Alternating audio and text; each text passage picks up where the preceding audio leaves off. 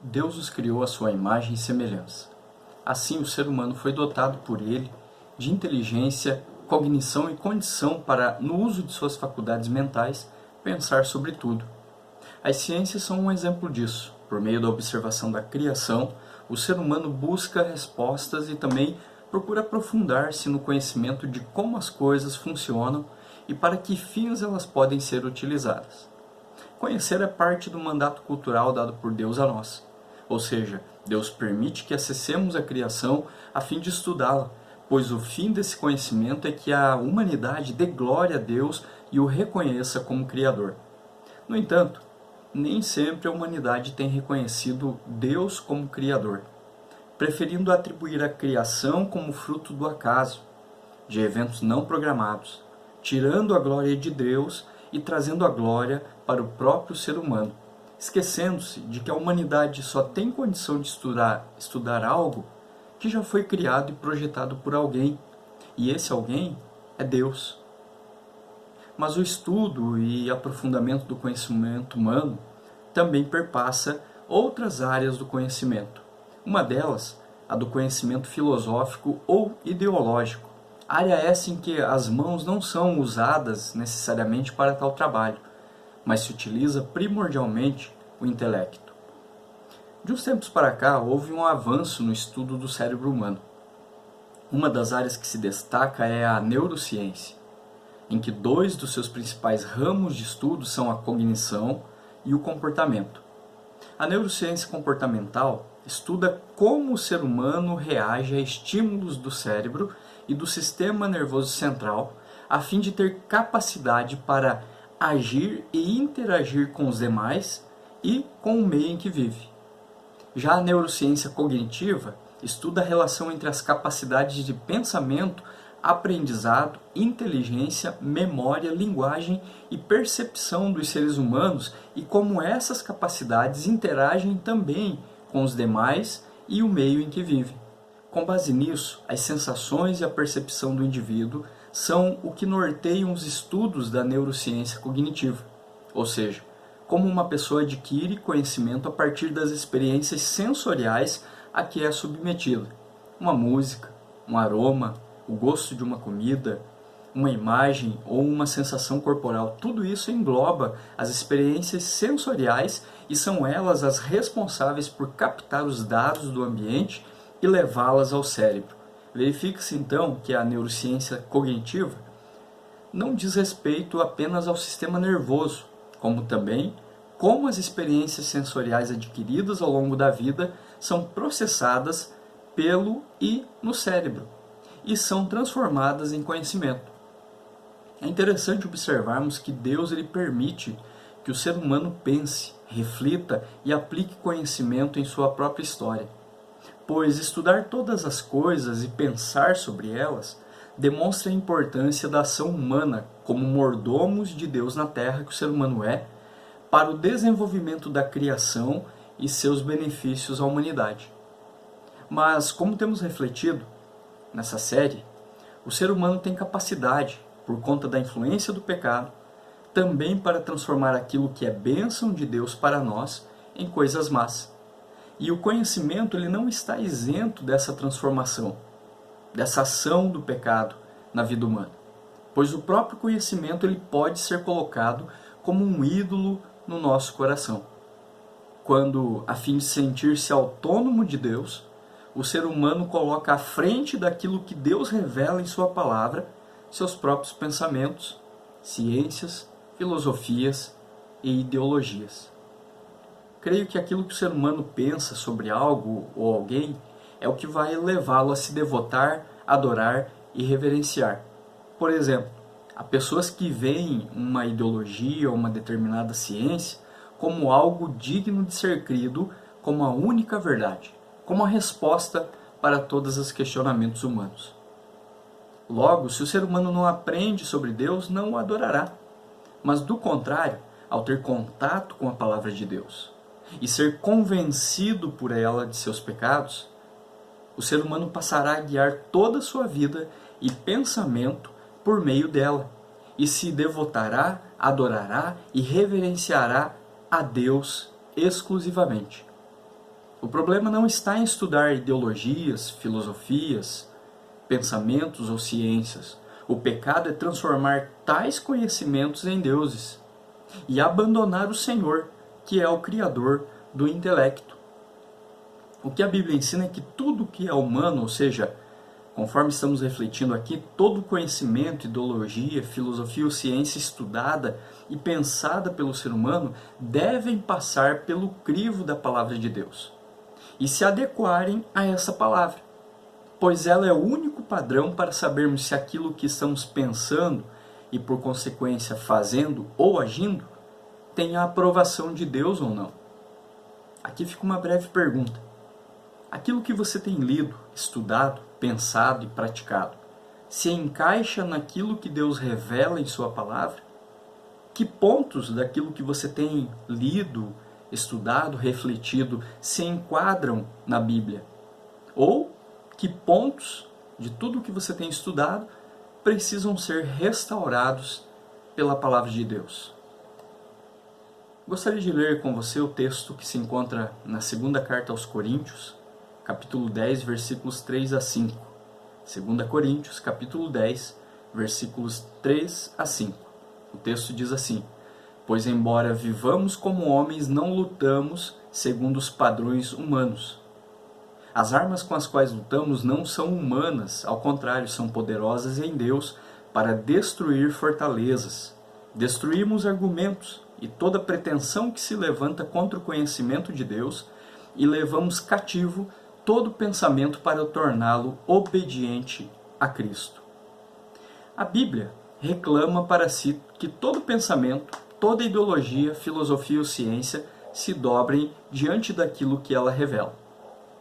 Toda pessoa que toma conhecimento do que Deus revela na Bíblia como sendo a verdade, porque a Bíblia é a única verdade, a verdade absoluta no universo, porque é a palavra de Deus, toda pessoa que toma conhecimento com essa palavra será incentivado pela própria Bíblia a crescer cada vez mais em conhecer a Cristo Jesus, a crescer em comunhão com Deus e ter piedade na vida, sem jamais substituir a fé cristã por ideologias. O texto base diz que nós vivemos como homens, ou seja, o contexto é claro quando Paulo está se dirigindo a pessoas que já conhecem a palavra de Deus. Aqui fica um desafio para você, de repente, se você não conhece ainda a palavra de Deus, a Bíblia Sagrada, compre uma, procure alguém que tenha, de repente, para te presentear, converse com alguém que tenha a Bíblia, leia a Bíblia junto com essa pessoa, para você tomar conhecimento daquilo que Deus revela ali na sua palavra para o ser humano. A partir do momento que você tem contato com as Escrituras, possivelmente Deus vai falar no seu coração, vai abrir os seus olhos e vai te revelar aquilo que Ele deixou ali revelado na sua palavra. Então Paulo está conversando aqui, escrevendo, na sua segunda carta aos Coríntios, para pessoas que já conheciam a palavra de Deus. E, portanto, Paulo ele afirma que ainda essas pessoas estão vivendo na sua época, ele escreve, lógico, mas a Bíblia ela é para nós também hoje. Paulo está dizendo ali que aquelas pessoas estão vivendo no mundo onde elas têm contato direto com pessoas que desconhecem a palavra de Deus e por desconhecerem a palavra de Deus, elas agem de acordo com seus próprios pensamentos, mas do contrário, aquelas pessoas que conhecem a palavra de Deus a qual Paulo está se dirigindo, os chamados crentes em Jesus, ou os cristãos, eles não vivem de acordo com os padrões que vivem pessoas que desconhecem a palavra de Deus. Então Paulo está escrevendo ali para crentes em Jesus. E Paulo ele se utiliza de uma linguagem militar, na época em que Paulo está escrevendo, as suas cartas, ele vivia sob o domínio, o povo vivia sob o domínio do Império Romano. Então eles tinham contato ali, viam todos os dias praticamente soldados romanos rondando ali as cidades. Então Paulo utiliza-se dessa linguagem militar, que era uma linguagem conhecida, uma figura conhecida daquelas pessoas na época, em que ele diz que na luta diária da vida o cristão usa armas diferentes daquelas usadas por descrentes. Obviamente que Paulo não está se referindo a armas físicas, pois o texto deixa muito claro isso. Paulo se refere a armas, entre aspas aqui, né, espirituais, ou seja, disciplinas e comportamentos espirituais que se expressam e agem no exterior humano e no mundo, oriundos do conhecimento que o cristão passa a ter em seu contato com a Bíblia. Ele diz que essas armas têm o seu poder proveniente do próprio Deus, ou seja, Deus é a fonte sustentadora destas armas para que o cristão vença o mundo e seus padrões mundanos, de ações e de pensamentos. Conforme lemos em outro escrito do apóstolo Paulo, lá em Efésios capítulo 6, versículos 10 a 18, Paulo se refere a essas armas como sendo a oração, a proclamação da poderosa palavra de Deus e a autoridade para desviar oposições demoníacas. É fato, pois, a Bíblia assim revela, que a igreja, chamada pela própria palavra de Deus de corpo de Cristo, ela tem autoridade nesse mundo sobre todas as coisas. E, inclusive, onde o evangelho é pregado, fortalezas que estão cercando a vida humana de conhecer a Deus são derrubadas literalmente. Tais fortalezas, no reino espiritual sobre o qual Paulo está falando aqui, se referem a centros de oposição demoníacos ao Evangelho. Paulo reconhecia que seus inimigos em Corinto eram servos de Satanás, mas esse conhecimento não o assustava, porque o poder do Espírito Santo dentro do apóstolo Paulo era muito maior, e é o mesmo poder que há dentro de cada crente, verdadeiro crente, transformado pela graça de Deus, e levado a crer na palavra de Deus, o mesmo poder que ainda age hoje, porque é o próprio Deus agindo no meio do seu povo. Portanto, Paulo, ele não tinha medo da oposição demoníaca que havia ao seu ministério, quanto nós, crentes, hoje não podemos temer, não devemos ter medo, porque aquele que habita em nós é muito maior que essas coisas. Por isso, Paulo afirma que os sofismas ou argumentos contrários à palavra de Deus não eram páreos para aquilo que ele estava pregando e ensinando. Tais sofismas ou argumentos contrários eram a falsa sabedoria e argumentos sofisticados dos quais se utilizavam, especialmente os oradores e até mesmo falsos pregadores da época, muitos deles infiltrados dentro de grupos cristãos para propagarem mentiras e um falso evangelho. Anteriormente, Paulo já havia falado sobre a diferença entre a sabedoria do mundo e a sabedoria espiritual da mensagem da cruz. Conforme nos fala também Tiago na sua carta no Novo Testamento, em que Tiago também afirma que a sabedoria mundana ela é demoníaca. A sua fonte não é em Deus, ela é demoníaca. A sua fonte está no diabo. Mas a sabedoria espiritual que o crente tem, ela parte de Deus, ela provém de Deus. Paulo, lá em 1 Coríntios, capítulo 1, versículo 18, até capítulo 2, versículo 16, ele já está advertindo os coríntios quanto a serem iludidos pela sabedoria do mundo, para eles tomarem cuidado para não serem iludidos por essa sabedoria mundana, mas para se sujeitarem à sabedoria que vem do alto, que é proveniente de Deus, pela qual o Espírito Santo capacita a igreja para viver aqui nesse mundo. Agora, Paulo via que os seus inimigos haviam feito, sim, alguns avanços com a falsa sabedoria, a qual ele deveria se opor totalmente e, ao mesmo tempo, ganhar novamente a lealdade e a obediência dos cristãos coríntios. Paulo diz que todo pensamento deveria ser levado cativo a Cristo, ou seja, quem pensa é a pessoa. Logo, a pessoa toda deveria ser levada cativa a Cristo. Cada ideia dela, cada motivo, cada desejo, cada decisão dessa pessoa deveria estar sujeita, cativa a Jesus Cristo.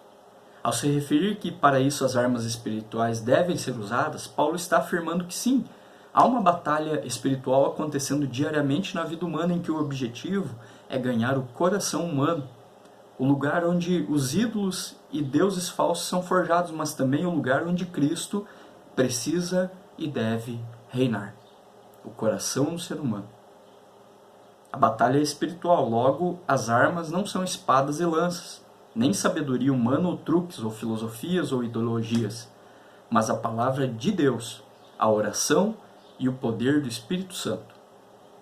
O poder de Deus opera por meio dos instrumentos divinos, para superar todos os artifícios de Satanás, estratégias mundanas, filosofias e tudo que se estabelece para reinar no lugar de Deus.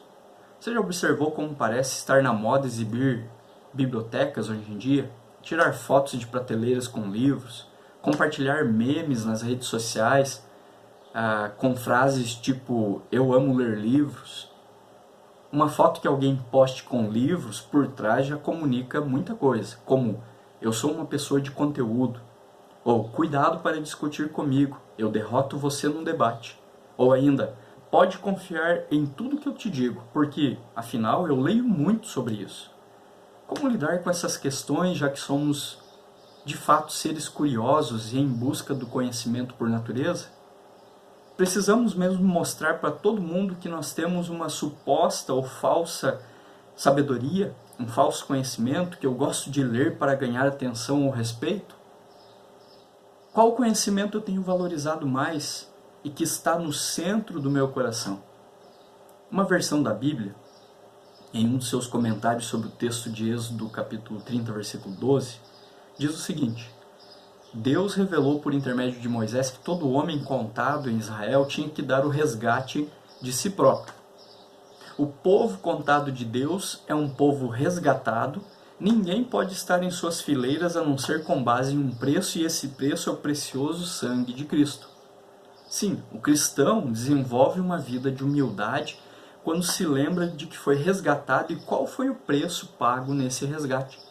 Tal humildade se refletirá no relacionamento com as demais pessoas e, no caso dos cristãos, com os irmãos na igreja, considerando os outros superiores a si mesmo. É isso que a Bíblia ensina. Não podemos, como diz no ditado popular, nos achar, mas devemos considerar os outros superiores a nós mesmos. Isso é humildade. E humildade, lembrando aqui, não depende de status social, se é rico ou pobre. Humildade é uma atitude de caráter. Contudo, não devemos confundir a humildade com personalidade gelatinosa, molenga, ou um posicionamento frágil sobre questões bíblicas e éticas. O apóstolo Paulo, ele era um homem humilde, que se dispunha aos piores perigos e às humilhações mais degradantes pelo bem da igreja e do reino de Deus. Porém, nenhum conhecedor das cartas de Paulo jamais afirmaria que ele não era um homem de posição firme. Em nosso texto base, 2 Coríntios 10, ele está se defendendo de acusações frívolas que alguns crentes, veja, eram pessoas de dentro da igreja que estavam levantando essas acusações contra Paulo. Essas pessoas diziam que Paulo tinha um temperamento e uma personalidade voláteis.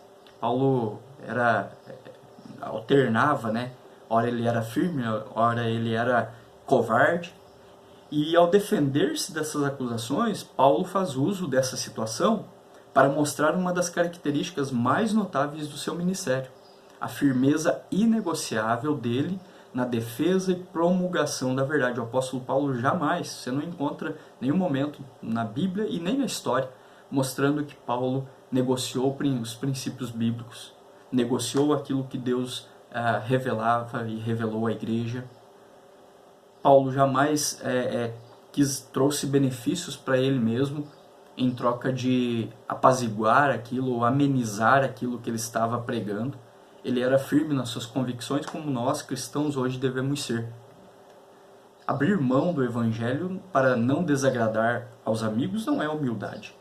E Paulo jamais poderia admitir isso, porque ele se considerava escravo de Cristo. Por isso Paulo afirmou no nosso texto base, em 2 Coríntios 10, o que ele afirmou: pois embora vivamos como homens, não lutamos segundo os padrões humanos. As armas com as quais lutamos não são humanas, ao contrário, são poderosas em Deus para destruir fortalezas. Destruímos argumentos e toda pretensão que se levanta contra o conhecimento de Deus e levamos cativo todo pensamento para torná-lo obediente a Cristo. Paulo estava afirmando que duas coisas são importantes a todos os cristãos em suas vidas com Deus e na propagação da palavra de Deus. Primeiro, não se combatem os falsos ensinamentos com gentileza, mas com o correto ensino bíblico. Segundo, Para se destruir os argumentos, é preciso conduzir as consciências à obediência de Cristo. O conhecimento, visto de modo geral, é de grande importância para o nosso desenvolvimento. Mas quando subjugamos a Cristo, isso é glorioso, isso é maravilhoso. Em uma época em que, especialmente por meio das redes sociais, em que elas expõem todo o orgulho e todo o narcisismo das pessoas, é notável que o exibicionismo intelectual, as discussões sem fim, a luta para ver quem destrói o adversário com um argumento mais arrasador, está em alta. Logo é necessário que, por meio do Evangelho, essas coisas sejam confrontadas com a verdade da Palavra de Deus. No ano de 2018, a Amazon, conhecida plataforma de venda de livros e outros produtos, era a terceira empresa mais valiosa do mundo. Hoje, ela é a segunda.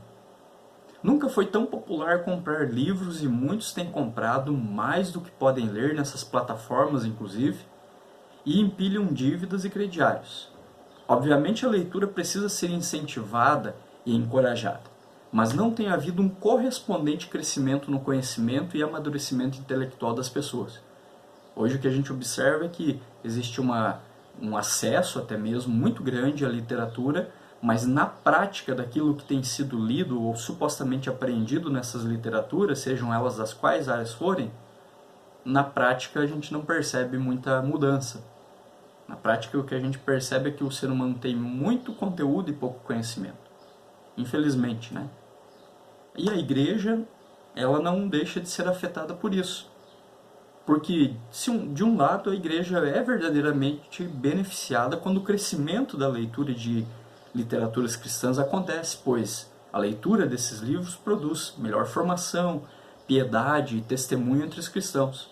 Mas o efeito colateral disso pode ser danoso. Basta observar quantas discussões acaloradas e nem sempre edificantes. A maioria delas não traz benefício nenhum a ninguém. Ocorrem, por exemplo, no Facebook, entre cristãos de diversas denominações. Um tentando provar que o Jesus da sua denominação é melhor do que o Jesus da outra denominação. Infelizmente, isso acontece no meio cristão também hoje em dia. Esse tipo de conhecimento não parece ter gerado piedade. Apenas o ego sai vencedor. O profeta Oséias, ele já alertou: o meu povo está sendo destruído porque lhe falta conhecimento. Também eu te rejeitarei, para que não sejas sacerdote diante de mim.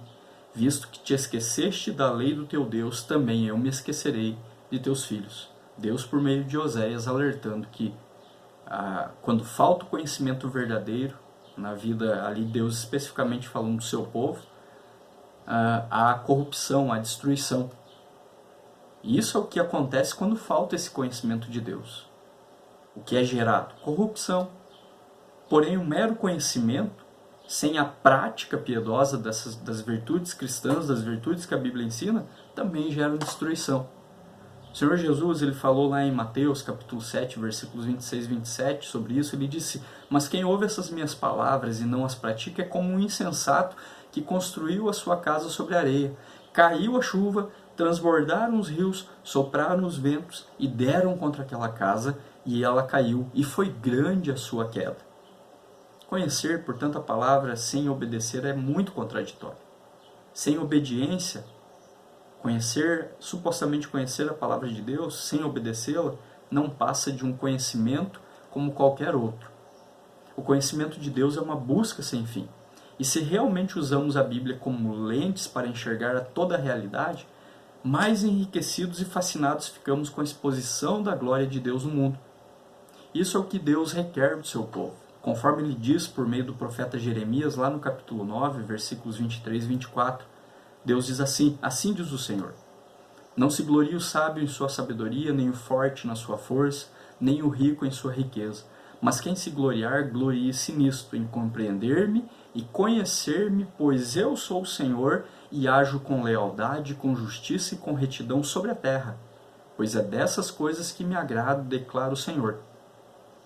Conflitos ideológicos sempre existirão, porém o cristão, sim, que jamais deve ser uma pessoa bitolada do que ocorre à sua volta, ele precisa se voltar à Bíblia para posicionar-se dentro desse contexto a qual nossa sociedade está. Não levado por A ou B ideologia, em que muitas vezes tais ideologias tentam se fundir com a fé cristã até mesmo, e a maioria delas tenta se tornar um Deus no coração humano, mas voltar-se para aquilo que Deus diz. Pois o risco de idolatria é inerente à ideologia em si, porque ela é sempre soberba e traz em seu bojo uma compreensão de mundo a qual nem sempre é pelo viés do Evangelho. O conhecido pastor Tim Keller, escritor de várias literaturas cristãs, livros muito bons, por sinal, no livro Deuses Falsos, na página 100, ele diz o seguinte: a palavra ideologia pode ser usada para designar qualquer conjunto de ideias sobre um assunto, mas também pode ter uma palavra parecida: idolatria. Uma ideologia, assim como um ídolo, é uma descrição parcial e limitada da realidade que foi promovida ao nível de palavra final sobre as coisas. O que o Tim Keller está falando é que se eu idolatro, se eu me coloco diante de uma ideologia e visto, como dizem por aí, a camisa dessa ideologia como sendo a palavra final de todas as coisas, eu promovi essa ideologia, assim como acontece com os ídolos. Eu promovi essa ideologia de uma descrição parcial e muito limitada sobre a realidade da vida, eu promovi ela ao nível de palavra final, ou seja, essa ideologia tem a resposta para todas as coisas. E isso é idolatria, nas palavras do pastor Tim Keller. Se considerarmos que vivemos em uma sociedade distante de Deus, que renunciou ao conhecimento divino e tem se entregado cada vez mais profundamente a toda sorte de vícios e toda sorte de devassidão, nós concluiremos sem dificuldade por que tão fácil uma ideologia assumir o lugar que pertence somente a Deus. O pastor Tim Keller, no livro Deuses Falsos, ele escreve na página 103 o seguinte também: em qualquer cultura na qual Deus está ausente, o sexo, o dinheiro e a política preencherão o vazio de diferentes pessoas. Essa é a razão pela qual o nosso discurso político é cada vez mais ideológico e polarizado. A única forma de lidar com todas essas coisas é restaurar a nossa relação com Deus. É a única forma de tratarmos essa questão. Não deixarmos uma ideologia, uma filosofia, uma ciência, um pensamento, até mesmo um conhecimento, se tornar um ídolo no nosso coração. É nós nos relacionarmos de verdade com Deus, conforme Ele revela na Bíblia Sagrada a sua palavra. Precisamos, então, como cristãos, nos adaptar e aprender como interagir de modo cristão com uma cultura caída, apóstata, doente e idólatra na qual nós estamos vivendo. Não é fácil estar no mundo sem pertencer a ele, afinal, nós temos raízes aqui, nós temos família, nós temos tradições, nós temos costumes, língua, opinião política, time de futebol e assim por diante. Mesmo assim, Jesus diz que nós não somos deste mundo. O apóstolo Paulo diz que, lá em Filipenses capítulo 3, que a nossa pátria está nos céus, de onde também aguardamos o Salvador, o Senhor Jesus Cristo. Isto é, nós somos feitos novas criaturas para outro mundo, para aquele que suplantará essa realidade atual, esse mundo atual, o que nos faz perder então toda a esperança neste mundo e a viver conforme Paulo diz em Romanos 8, na esperança de que a própria criação será redimida do cativeiro da corrupção para a liberdade da glória dos filhos de Deus. Você poderia se perguntar: então por que nos empenharmos a procurar uma boa profissão, obtermos conhecimento, usarmos o nosso intelecto? Se for para satisfazer alguma ideologia, sonho, alguma utopia humana, não há motivo mesmo. Mas se a nossa esperança está em Jesus, saberemos viver neste mundo com suas ideologias, conhecimentos, pensamentos, ciências, filosofias, sem torná-los em deuses em nossos corações.